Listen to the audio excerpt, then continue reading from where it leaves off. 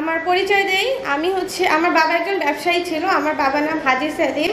আমার আব্বুর সাইকেলের দোকান ছিল কালীবাড়ি রোড। উনি 2020 সালে মারা গেছেন। তো সেখান থেকেই আমার কি ব্যবসা করার একটা চিন্তা আসে।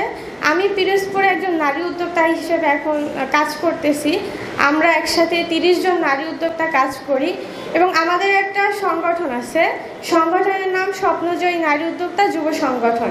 এটা আমরা সরকারিভাবে নিবন্ধিত এবং আমি ঢাকা যুব ও ক্রীড়া মন্ত্রণালয় থেকে জেলা প্রতিনিধি হিসেবে পিরোজপুরে নিয়োজিত আছি। তো আমাদের এই সংগঠনে আপনার বিভিন্ন ধরনের খাবার পাওয়া যায় এবং দেশি যে প্রোডাক্ট নকশি কাঁথা বা বেবি ড্রেস, পাঞ্জাবি, হাতের কাজের এই সব প্রোডাক্ট আমরা বাসায় বসে তৈরি করে বিভিন্ন ধরনের অনলাইন প্ল্যাটফর্মের মাধ্যমে সেল দিই। আমাদের কোনো প্রাতিষ্ঠানিক প্রতিষ্ঠান নেই, আমাদের অনলাইন প্ল্যাটফর্মের মাধ্যমে আমরা এই সেলগুলো বাড়াই।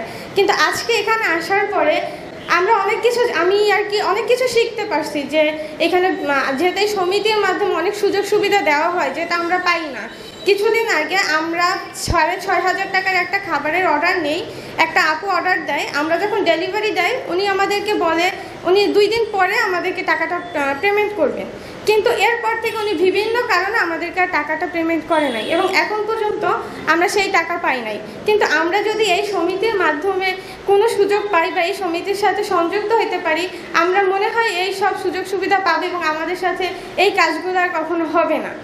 তো আমি অনুরোধ করব সভাপতি আঙ্কেলকে এবং সেক্রেটারি আঙ্কেলকে এবং সবাইকে যে আমাদেরও এরকম একটা সুযোগ করে দিক যে আমরা যে নারী উদ্যোক্তা যারা অনলাইন প্ল্যাটফর্মে কাজ করি তারাও যেন এইসব দুর্নীতি থেকে রোধ পাই। এবং আমাদের আরও অনেক অসুবিধা আছে, যেমন ট্রান্সপোর্ট, তারপরে কেউ দাম বেশি রাখে, কেউ দাম কম রাখে এবং খাবারের মান খারাপ দিয়ে আবার আমাদের খাবারের মানটাকে তারা নষ্ট করেন। তো এই সব কিছু একটু আপনাদের কাছে দৃষ্টি রাখতেছি যে আপনারা একটু নজর দিবেন আমাদের দিকে যেন আমরা এই সকল সুযোগ সুবিধাগুলো পাই। ধন্যবাদ সবাই।